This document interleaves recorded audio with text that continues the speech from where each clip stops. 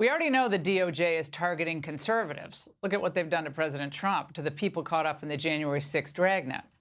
But now there are new concerns that the IRS is doing the same, back to its old tricks. A decade after that infamous IRS chief Lois Lerner, remember when she was accused of carrying out vendettas against conservative groups? The agency is reportedly targeting conservative groups yet again.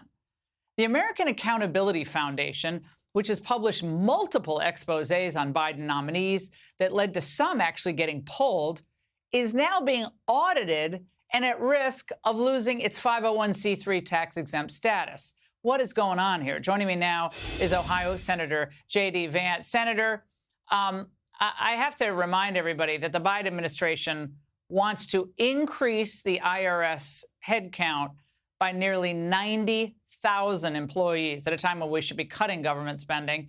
But is this all just a coincidence about this group getting audited, I should say? I don't think it's a coincidence at all, Laura. We have to remember, of course, that the IRS 10 years ago admitted that they were targeting conservatives. They said that would never happen again, and yet we have evidence that it's happening at this very moment. The thing I'd say about the AAF, the American Accountability Foundation, Laura, is that they're extremely effective. There have been multiple Biden administration nominations that I think that we've been able to defeat because they have revealed incredibly gross things about their past statements, about their past views. So these guys are doing incredibly good work. And here's really the goal of this, Laura. What the IRS is trying to do is basically send a signal that if you are doing effective work on behalf of the conservative movement, you gotta have your head on a swivel. You gotta be looking around your shoulder to make sure that the IRS isn't going to come after you.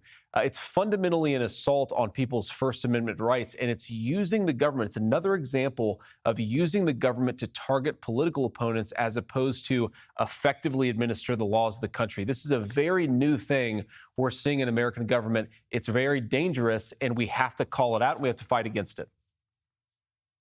Now, the 90,000 agents that we keep hearing about, there were a number of efforts to try to pull back the funding on the IRS. Whatever happened with that? I keep having people come up to me asking me, what's going on with that? And I never have a really good answer. Well, one update, Laura, is actually myself and a colleague, Roger Marshall, one of the great senators, one of my best friends in the Senate, actually.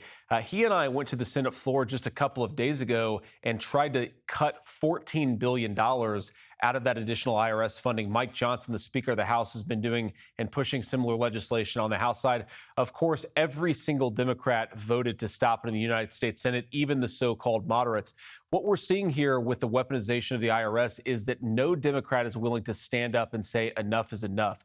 So long as you, with the one hand, give these guys tons of money, and with the other hand, empower them to target their political opponents, you're going to have a fundamentally distorted political system, a lack of justice in this country. That is unfortunately what we have. We're trying to push back against it, Laura, but unfortunately with Chuck Schumer and Democrats in the majority, there's only so much that we can do. It's yet another reason why we've got to push back against the Democratic majorities in 2024. Yeah, Laura, if I could make just one final point. Look, I understand everybody sort of looks at this. I'm a conservative. They say a conservative is complaining about what the IRS is doing to conservatives. This is really not about left versus right. This is about whether we have functional constitutional government in this country. If the IRS can go after you because of what you think or what you believe or what you do, we'd no longer live in a free country. That's what this is all about. And if you think they're not going to eventually use it against your politics, whatever they might be, it's ridiculous. They certainly will.